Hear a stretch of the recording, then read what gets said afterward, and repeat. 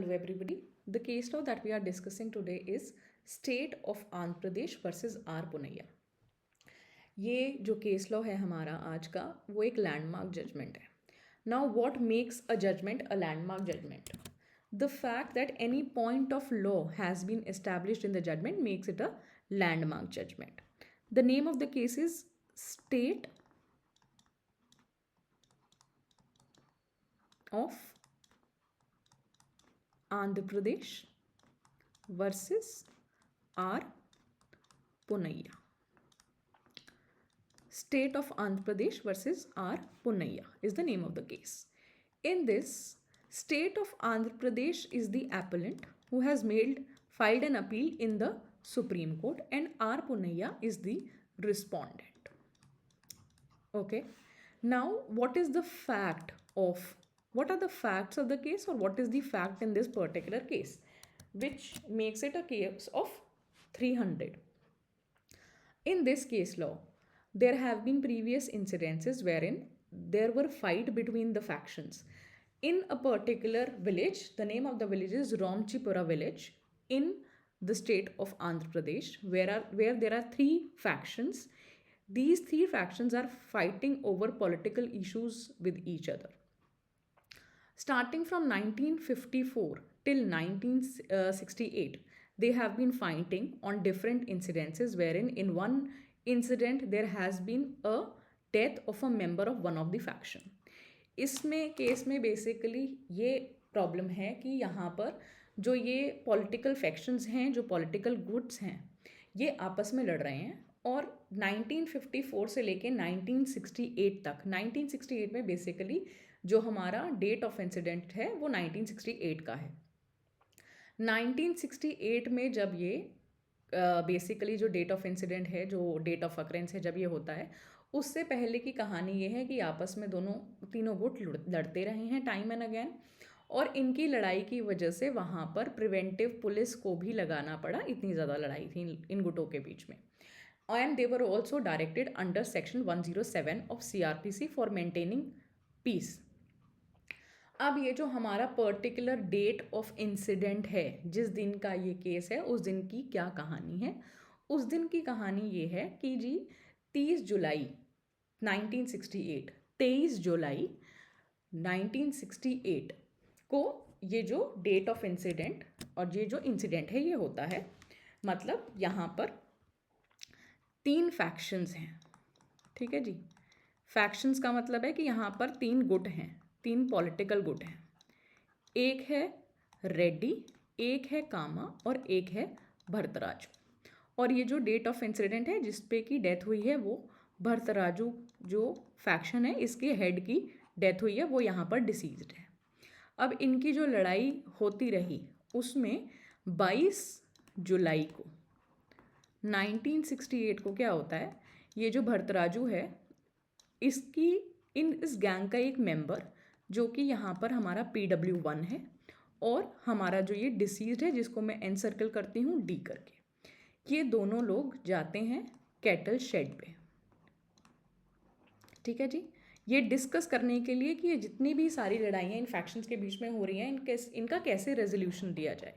लेकिन जब ये दोनों कैटल शेड की तरफ प्रोसीड करते हैं तो जो दूसरा गुट है, जो दूसरा फैक्शन है, उसने यहाँ पर एक वॉल क्रिएट कर दी है, ऑब्स्ट्रक्शन क्रिएट कर दिया है, और इनको आगे जाने नहीं दिया गया.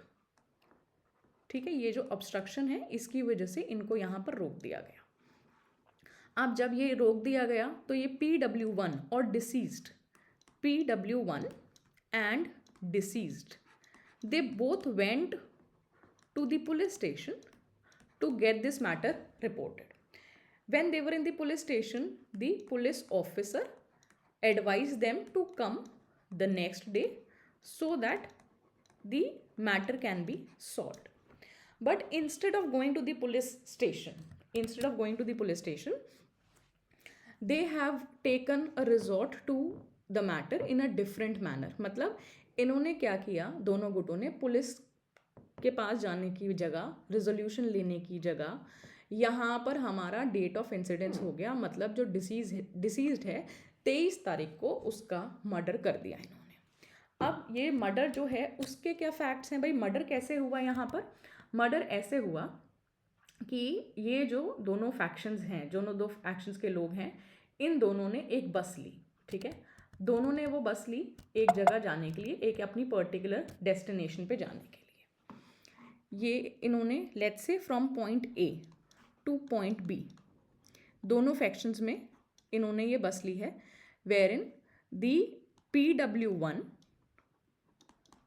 PW2 and the deceased in this case boarded into the bus to reach their destination on point B. And on the other side, the accused, their group, there were 5 members who have boarded into the bus so as to go to the destination B. Okay, while they were so going, this group has alighted the bus at a place C, and finding out that they are leaving the bus, they also got down from the bus on point number C. अब ये जो यहाँ पर C पर ये लोग रुके हैं, उसमें जो PW1 है और जो डिसीज्ड है, ये दोनों बस से नीचे उतरे और ये जा रहे हैं PW4 के चौल्ट्री फार्म में, ठीक है। वहाँ पर थोड़ा सा आराम करने के लिए ये लोग रुकते हैं कि सफ़र में थकान है, इसलिए ये लोग यहाँ पर रुके। और ये जो हमारा PW2 था, इसने ये वॉशरूम चला गया, तो ये इन दोनों के साथ यहाँ पर नहीं है। इसमें से जो अक्यूज नंबर 1 है और जो अक्यूज नंबर 2 है, वो दोनों यहाँ पर आगे बढ़ते हैं और जहाँ पर डिसीज्ड है ये उस जगह पर पहुँचते हैं, और वहाँ पहुँचने के बाद अब इन्होंने जो डिसीज्ड है उसको मारना पीटना शुरू कर दिया। So what they are doing in this transaction, or they have done in this transaction, is that they all have boarded into the bus from point A till point B. They all have boarded into the bus, the group of the accused also and the group of the deceased also. In the meanwhile, the group of the deceased has alighted the bus at point number C. Finding that they are now getting down from the bus, the accused number 1 and accused number 2 in this case also alighted from the bus. Then they met at a point wherein this person, that is the deceased, is standing at the poultry farm of PW4. यहाँ पर क्या होता है कि जो PW2 है वो चला गया वॉशरूम, PW1 और PW1 एंड डिसीज्ड ये दोनों यहाँ पर फार्म पे हैं। अब इसने देखा जो PW1 है कि जो अक्यूज नंबर 1 है और जो अक्यूज नंबर 2 है वो डिसीज्ड को मारने आ रहा है। The moment he saw that they are coming towards the deceased to beat, the PW1 ran away from that place and is now taken shelter under a hut, from where he could see the transaction though, but he did not help the deceased in this case. Okay, now this man who's the deceased in this case is a old man of 55 years. Okay, this person is an old man of 55 years. Now this fact that the person is of 55 years and he is unarmed are actually very important facts of the case to show that the act has been done in a very grave manner by the accused, so as to make it fall under section 300.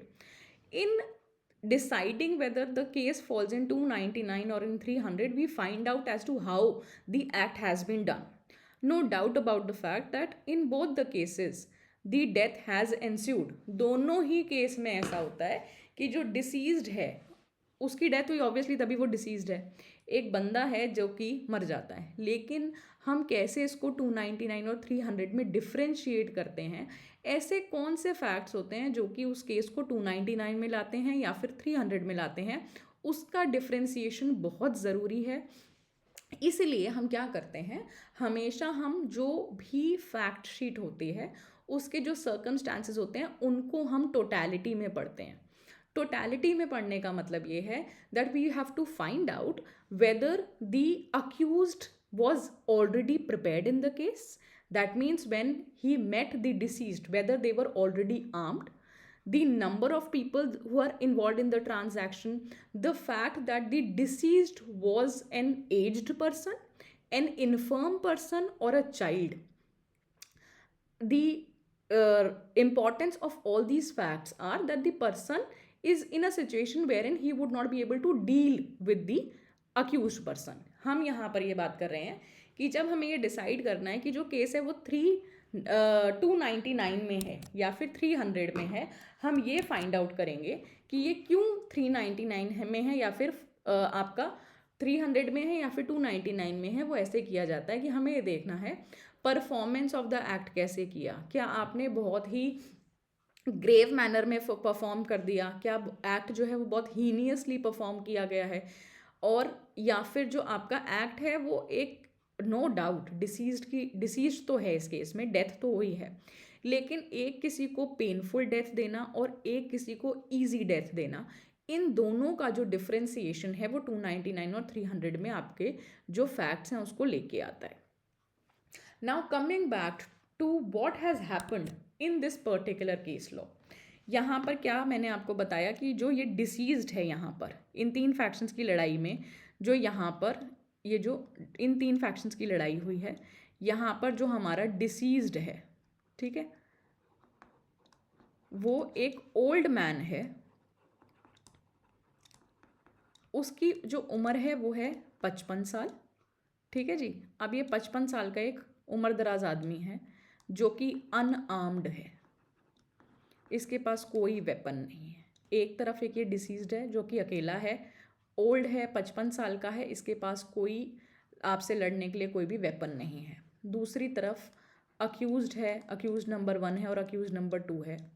ये जो दोनों लोग हैं ये एक 3 diameter के, ठीक है, आपका जो वो है जो जिस लकड़ी से इन्होंने मारा उसका जो डायामीटर है वो 3 है, 3 इंचेस है, ठीक है, उससे आपने इस डिसीज्ड को मारा, ठीक है। No doubt that they were not already armed in this particular case law, they were not carrying the arm और they were not carrying the weapon along with them. जब ये वहाँ चौल्ट्री फार्म पर पहुँचे हैं, इन्होंने वहीं से ये लकड़ी उठाई है, वहीं से मारा है, ठीक है। लेकिन मैटर ऑफ द फैक्ट यहाँ पर ये भी इंपॉर्टेंट है कि जिसको आप मार रहे हो वो अनआर्म्ड है, ठीक है, उसके पास कोई भी शक्ति नहीं है, कोई वेपन नहीं है आपसे लड़ने के लिए, और शक्ति इसलिए नहीं है क्योंकि उसकी उम्र जो है वो 55 साल की है। अच्छा, अब ये जो हैं इन्होंने mercilessly they have beaten the deceased, दो all the injury that were caused were intentionally caused on hands and legs of the deceased, ठीक है। और जो नंबर ऑफ इंजरीज हैं वो 19 हैं। 19 injuries were caused though all the injuries have been caused on the hands and legs of the person. ये इसलिए ज़रूरी है, ये फैक्ट इसलिए इम्पॉर्टेंट है क्योंकि हमें पहले ये देखना है कि नंबर ऑफ इंजरीज कितनी हैं। एक केस में आप एक ऐसे वेपन से मारते हो जहाँ पर एक सिंगल इंजरी भी सफिशेंट है डेथ कॉज करने के लिए, वो भी एक इम्पॉर्टेंट फैक्ट है।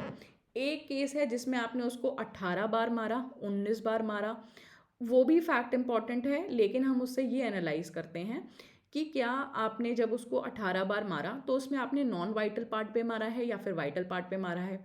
हो सकता है आपने आधी इंजरीज की हो वाइटल पार्ट पे, आधी की हो नॉन वाइटल पार्ट्स पे, या फिर जानबूझ के सारी ही इंजरीज आपने कर दी नॉन वाइटल पार्ट पे ताकि आप ये प्लीड कर सकें कि हमें को तो इसको सिर्फ मारना था, डेथ कॉज करने की हमारी कोई नीयत नहीं थी।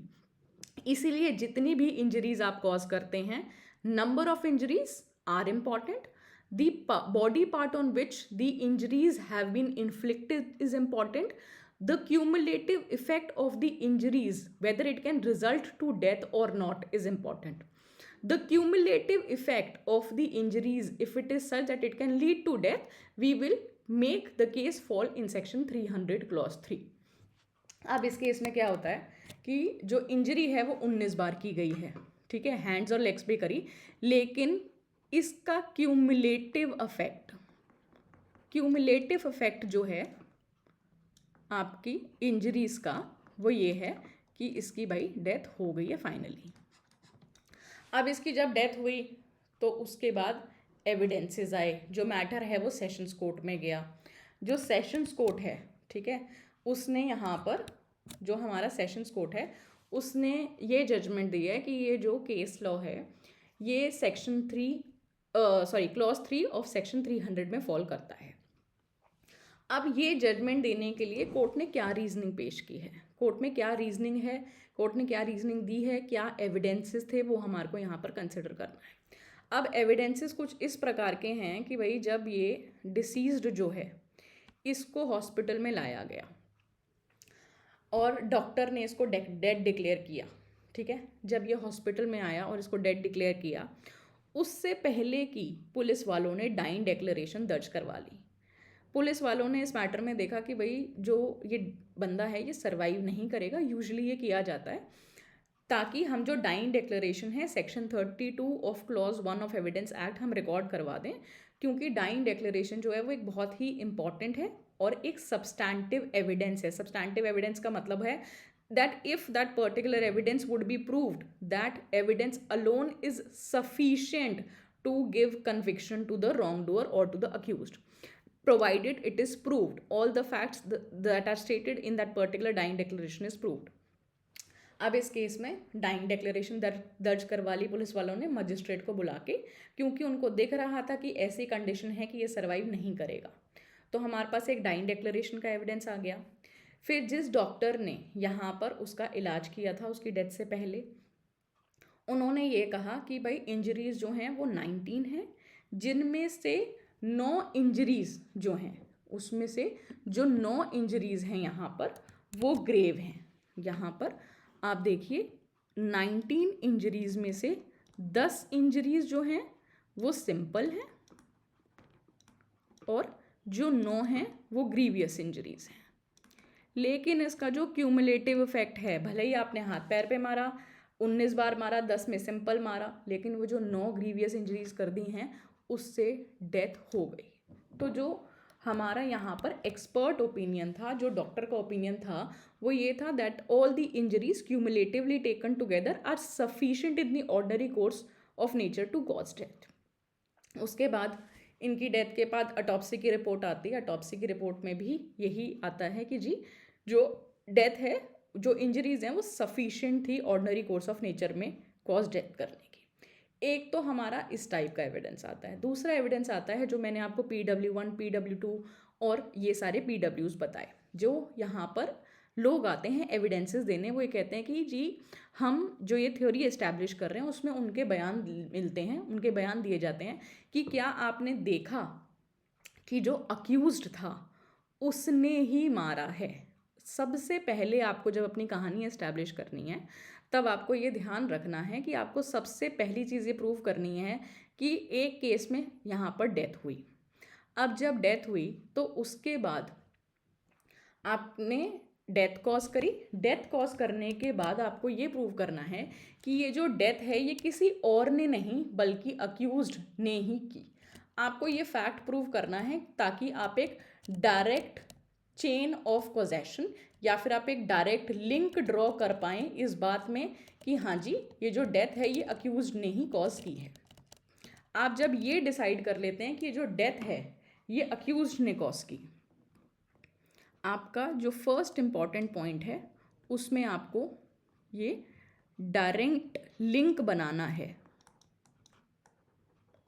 कि जो डिसीज्ड है उसको अक्यूज्ड ने ही मारा।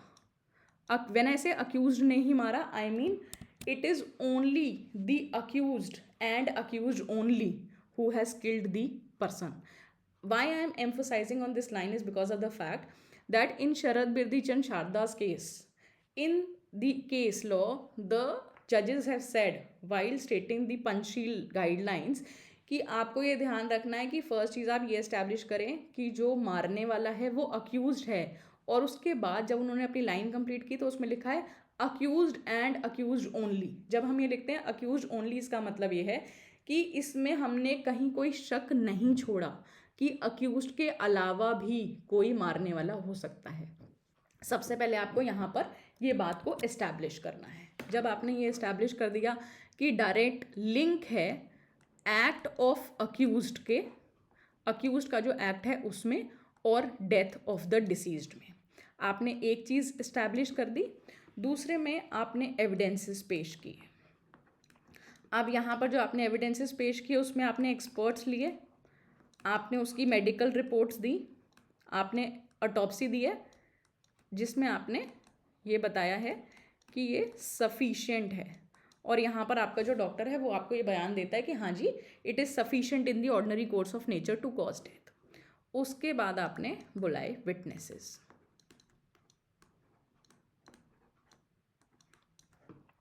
इन विटनेसेस में से एक विटनेस है PW6 जो कि एक बाई स्टैंडर है। जब मैं कहती हूँ बाई स्टैंडर तो इसका मतलब ये है कि एक बंदा जो कि इस ट्रांजैक्शन में कनेक्टेड है, कैसे, ना तो वो अक्यूज के ग्रुप का है, ना ही वो डिसीज्ड के ग्रुप का है, ना ही वो डिसीज्ड है, कुछ भी नहीं है। वो एक ऐसा बंदा है जो कि उस प्लेस ऑफ अकरेंस पे मौजूद है। अब वो या तो चांस विटनेस हो सकता है या फिर वहाँ पर उस प्लेस ऑफ अकरेंस पे उसका होना जो है वो उस टाइम पर निर्धारित था। आप किसी की शॉप पे जाते हैं जो कि एक परमानेंट शॉप है, उसके जो वर्किंग आवर्स हैं उसमें वो वहाँ पर मिलेगा ही। चांस विटनेस होगा कि अगर सपोजिंगली कोई वहाँ पर उस टाइम पर उससे कुछ खरीदने के लिए आ जाता है और वो प्लेस ऑफ अकरेंस में वो चीज़ देख लेता है तो वो चांस विटनेस है। अब यहाँ पर जो PW6 है वो एक बाई स्टैंडर है। बाई स्टैंडर अगर आप ध्यान से पढ़ेंगे, आप जब भी क्रिमिनल लॉ पढ़ें IPC, CRPC और एविडेंस को साथ में लेकर पढ़ें, उनका को रिलेशन ड्रॉ करें। ये जो टर्म है बाई स्टैंडर, इसका मतलब आप इलस्ट्रेशन पढ़िए section 6 res gestae of Indian Evidence Act में, उसमें ये टर्म बाई स्टैंडर लिखा हुआ है। इसका मतलब ये है कि जब आप रेस गेस्टे की कहानी बनाते हैं, जब आप रेस गेस्टे डिसाइड करते हैं, उसमें लिखा है facts occurring at the same place and same time, और facts occurring at different places and different times, and who has seen this particular incident. इसमें हम किस किस के बयान ले सकते हैं। जब हम रेस गेस्टे की बात करते हैं तो हम किस किस का बयान लेते हैं। यहाँ पर हम बयान लेते हैं विटनेसेस का, अगर आपका जो विक्टिम है वो सर्वाइविंग है उसका। अगर हम यहाँ पर बयान का मतलब मैं 313 का बयान नहीं कह रही हूँ, यहाँ पर हम पुलिस स्टेशन वाले का बयान नहीं कह रहे, मतलब हम इस बारे में बात कर रहे हैं कि किस किस की स्टेटमेंट रेलिवेंट होगी। अब वो 313 का बयान है या फिर वो पुलिस वाले को दिया हुआ बयान है, वो डिपेंड करता है कि हमने ट्रायल की किस स्टेज पे लिया। यहाँ पर टर्म स्टेटमेंट दिया गया है। आपने इसकी जो स्टेटमेंट है, यहाँ पर स्टेटमेंट हो सकती है विक्टिम की अगर सर्वाइविंग है, अगर अक्यूज है तो उसकी स्टेटमेंट हो सकती है what has been said and done by the accused, what has been said and done by the victim, या फिर जो बाई स्टैंडर है, जो भी विटनेस वहाँ पर मौजूद है, उसकी जो स्टेटमेंट है वो हमारे लिए एक रेलिवेंट फैक्ट है। अब ये जो बाई स्टैंडर था इस पर्टिकुलर केस लॉ में, वो ये कहता है कि भाई आप इस डिसीज्ड को मार रहे हो, ठीक है, as if he is not a human but a buffalo. अब वो ये कहता है कि आप इसको ऐसे मत मारिए, आप उसको ऐसे मत मारिए जैसे कि ये कोई इंसान ना हो, कोई बफेलो हो, कोई जानवर हो। This statement in itself is telling you as to how mercilessly the person is being beaten. इन सारी कहानी को कंसिडर करते हुए, इस सारी कहानी को कंसिडर करते हुए जो हमारे सेशन जज हैं, जो हमारे सेशन जज थे इस केस के, उन्होंने ये कहा कि जो ये केस लॉ है ये फॉल करता है आपका,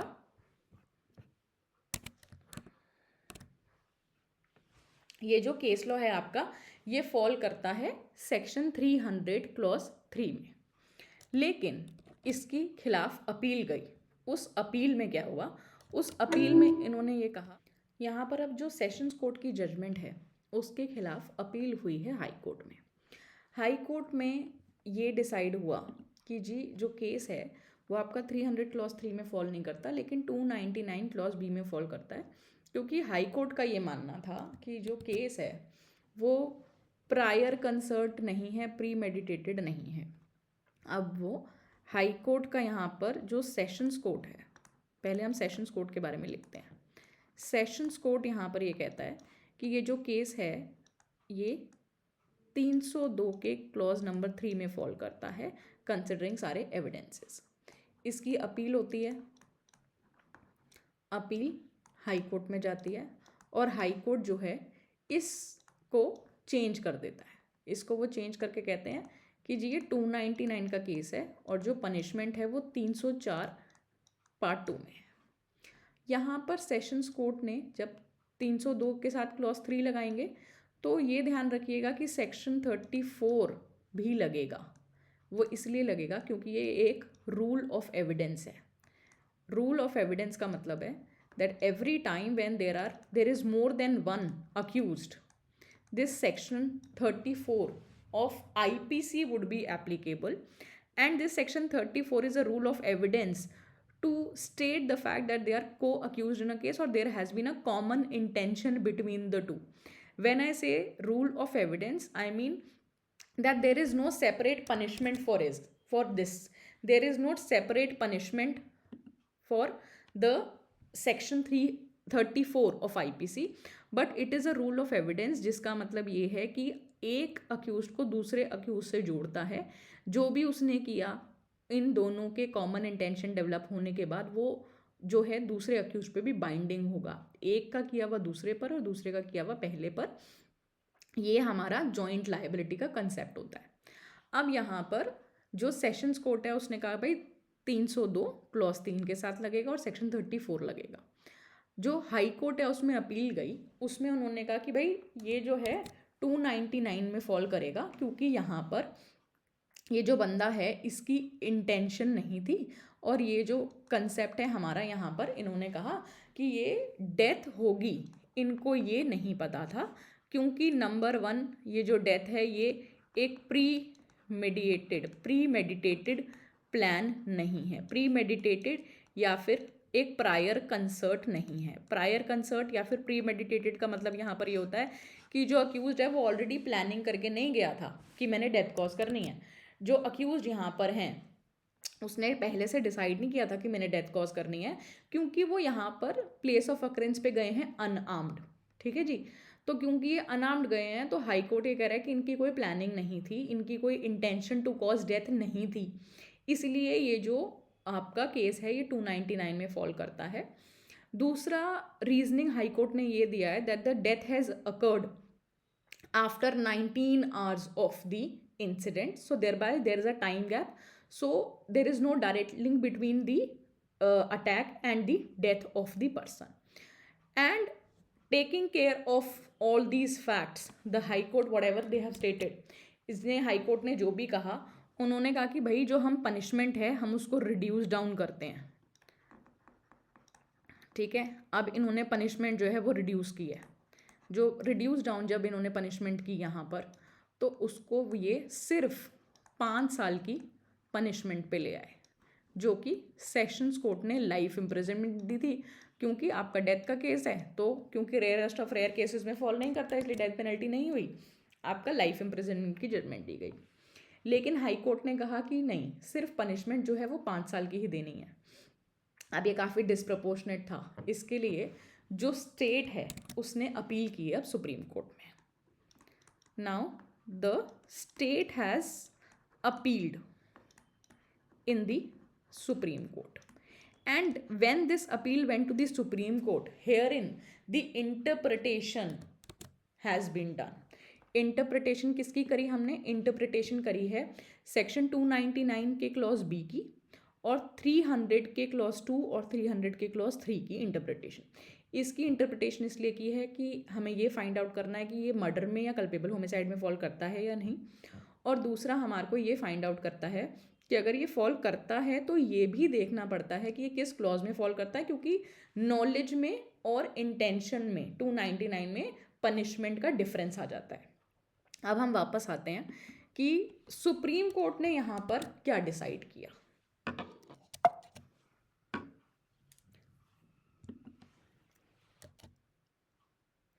सुप्रीम कोर्ट ने यहाँ पर क्या डिसाइड किया, हमारे को अब ये डिस्कस करना है। अब सुप्रीम कोर्ट जो है वो यहाँ पर ये डिस्कस कर रहे हैं, ये लैंडमार्क बना रहे हैं इस जजमेंट को इस बात से कि ये यहाँ पर डिस्कस कर रहे हैं कि भाई क्या ये केस 299 में है या फिर 300 में है। अब यहाँ पर आता है आपका पॉइंट ऑफ लॉ जो हम डिस्कस करने वाले हैं।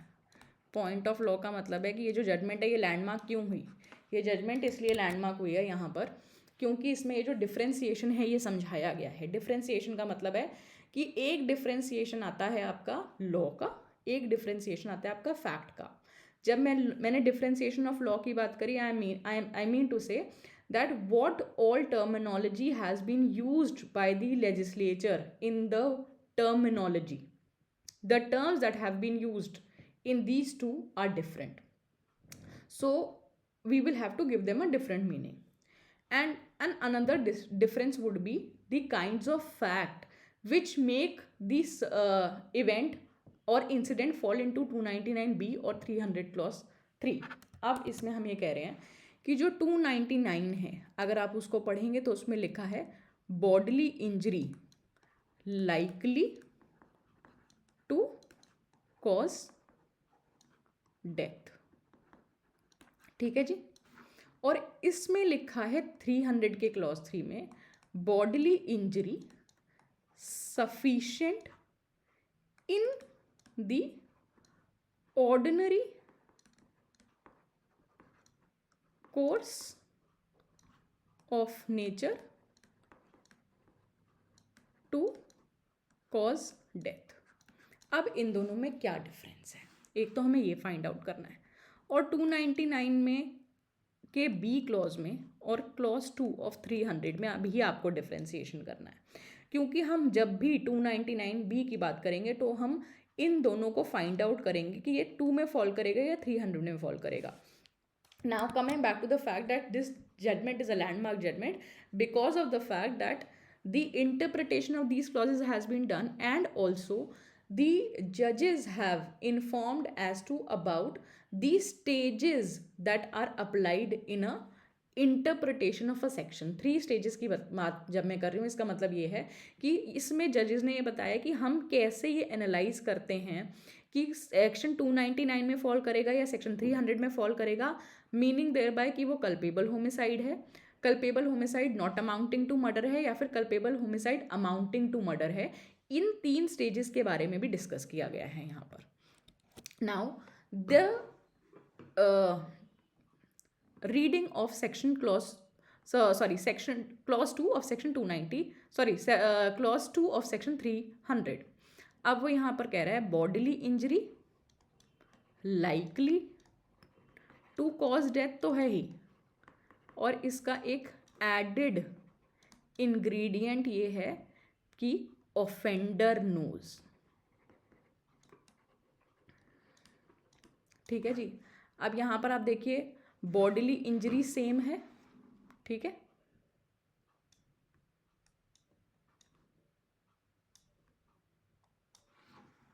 यहाँ पर आप देखिए बॉडीली इंजरी दोनों में सेम है, ठीक है। फिर हमने यहाँ पर टर्म लाइकली यूज़ किया है, यहाँ पर भी टर्म लाइकली यूज़ किया है। टू कॉज डेथ यहाँ पर भी है, टू कॉज डेथ यहाँ पर भी है, लेकिन हमने बी को और क्लॉज 2 को डिफ्रेंशिएट कैसे करना है। अब इसका जो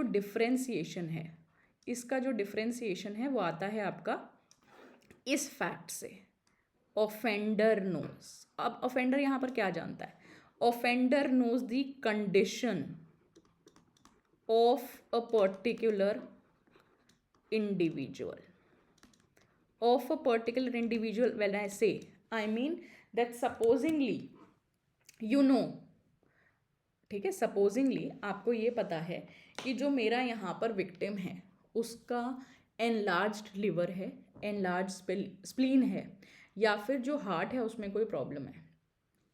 आपने 299B और 300 क्लॉज का फैक्चुअल डिफरेंस ये है कि जब आपने इंजरी कॉज की तो आपकी जो वो बॉडीली इंजरी आपने कॉज की बी में, 299B में, वो लाइकली टू कॉज है death. Likely to cause death का मतलब है यहाँ पर एक प्रोबेबिलिटी है दैट द डेथ मे और may not ensue. There is a question of probability whether the injuries that have been caused would be such that death may or may not ensue, and the accompanying words that is likely. So there is a likely possibility that death may happen or it may not happen. But when you read 300 clause 2, in that case The term offender knows is an added ingredient. An added ingredient would mean कि आपको पता है कि bodily injury है, likelihood है, अब इसमें एक aggravating circumstance हमने ऐड कर दिया.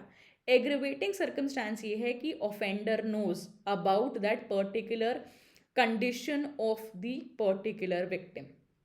ये जो एक एडेड इंग्रेडिएंट है, ये यहाँ पर आपको जो सर्कमस्टांसेस हैं उस पर्टिकुलर केस में, उसमें एक एग्रेवेटेड सर्कमस्टांस ऐड कर देता है. That bodily injury would otherwise be not sufficient to cause death, or the likelihood of the death of the person would not have been there, the probability would have been less. But when this probability was also already there, supposingly that bodily injury that you are causing, the likelihood of death may or may not happen is 40%. This added ingredient that the victim is suffering from an ailment, this being an aggravated circumstance, ये जो aggravate कर दिया इस circumstance को, अब जो death है उसकी जो लाइकलीहुड है वो 80% हो गई आपकी इस केस में. जो पहले 40 था 299B में, वो आपका 300 क्लॉज 3 में 80% हो गया, क्योंकि जो तेरे पास ये एक एडिड इंफॉर्मेशन है उसकी वजह से आपने उसकी जो डेथ है उसको एक्सेलरेट कर दिया. इसलिए जो आपकी पनिशमेंट है अब वो 300 की होती है, ना कि 299 क्लॉज बी की. ये डिफ्रेंसिएशन है जो कि इस जजमेंट में किया है बिटवीन 299B एंड 300 क्लॉज 3 में, सॉरी क्लॉज 2 में. अब हम डिफ्रेंसिएशन करेंगे 299 क्लॉज बी का सेक्शन 300 क्लॉज 3 से. और एक बहुत ही इंपॉर्टेंट बात यहाँ पर इस जजमेंट में जज साहब ने कही है. अब क्या है वो इम्पॉर्टेंट बात? वो यहाँ पर ये कह रहे हैं कि जब हम 300 क्लॉज 3 को डिफाइन करते हैं या जब हम उसको समझाते हैं, तो आपको एक चीज़ का ध्यान रखना है कि यहाँ पर कहीं पर भी हमने इंटेंशन टू कॉज डेथ नहीं लिखा, intention to cause bodily injury लिखा है. अब देखो 299 का बी, मैं दोबारा उसके इंग्रेडिएंट्स लिखती हूँ. ठीक है, उसके इंग्रेडिएंट्स यहाँ पर हैं bodily injury, likely to cause death. यहाँ पर हमने थर्डली में लिखा है 300 के थर्डली में लिखा है bodily injury as is sufficient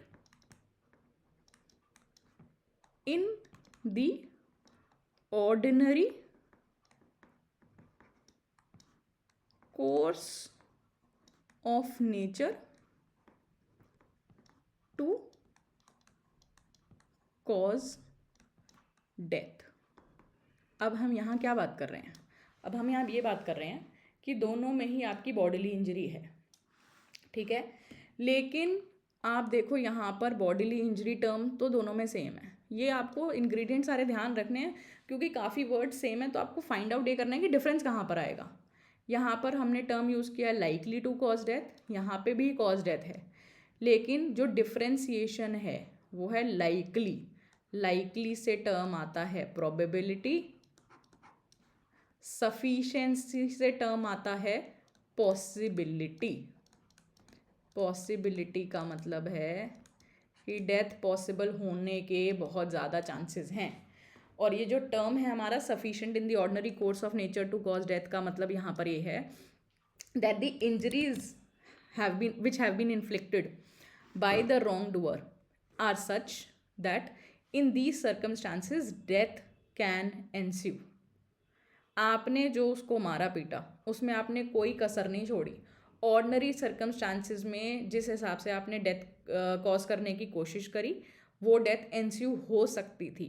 अब वो उसको परमात्मा ने बचा लिया तो एक अलग चीज़ है, लेकिन यहाँ पर जो अग्रेसर है, जो अक्यूज्ड है, उसने इस तरीके से मारा है कि आपको उस सर्कमस्टांसिस में रीजनेबलनेस के हिसाब से डेथ हो जाती, क्योंकि इस तरीके से मारा गया है कि वो सफिशेंट है in the ordinary course of nature to cause death. अब ये जो सफिशिएंसी है in the ordinary course of nature to cause death की, ये कैसे फाइंड आउट करते हैं जजेस?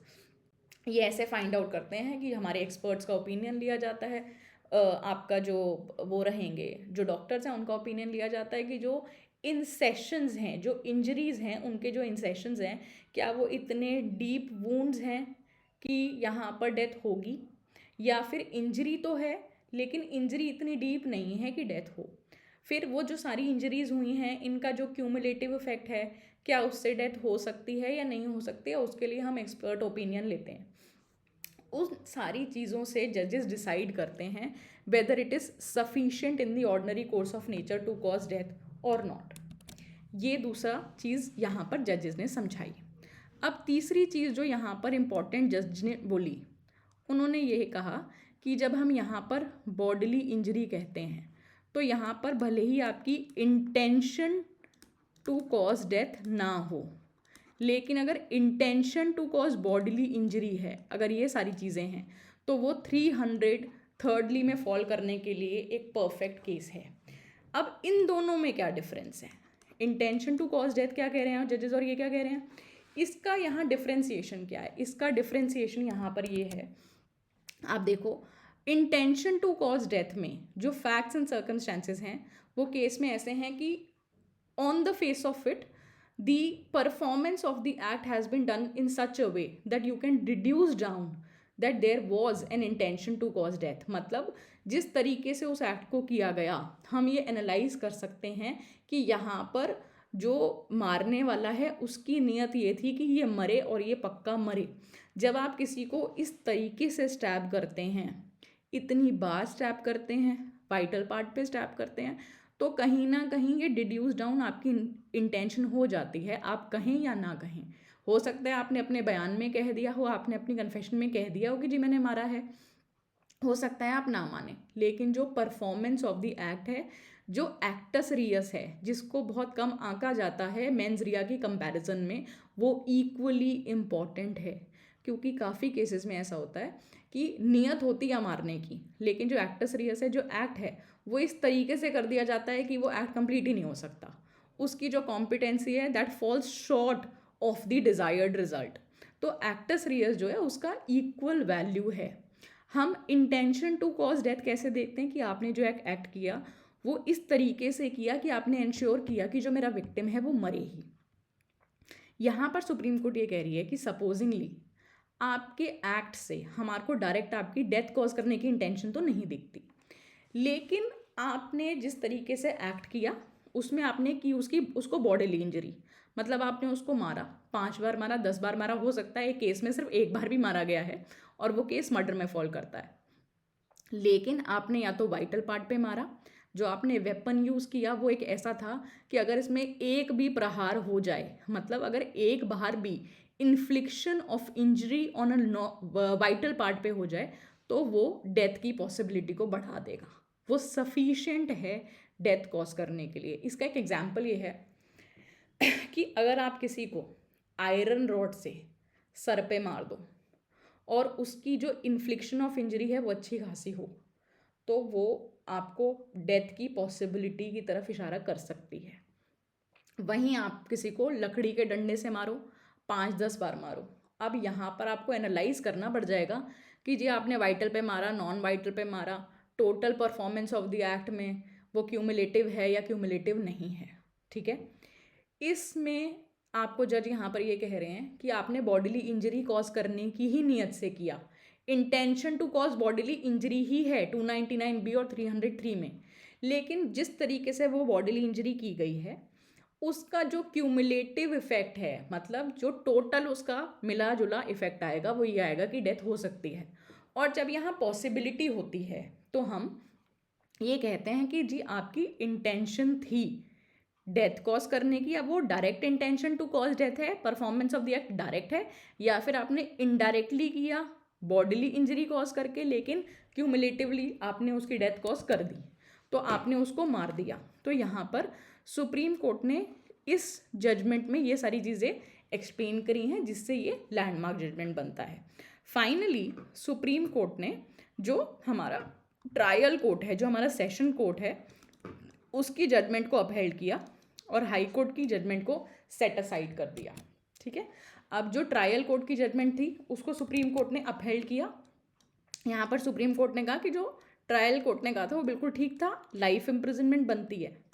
अब अक्यूज्ड नंबर 1 जो है उनकी ऑलरेडी डेथ हो चुकी है, तो यहाँ पर उनके खिलाफ जो प्रोसीडिंग्स हैं उसमें अबेटमेंट लग चुका है, और जो अक्यूज नंबर 2 हैं उनको लाइफ इम्प्रिजनमेंट की सज़ा मिली है।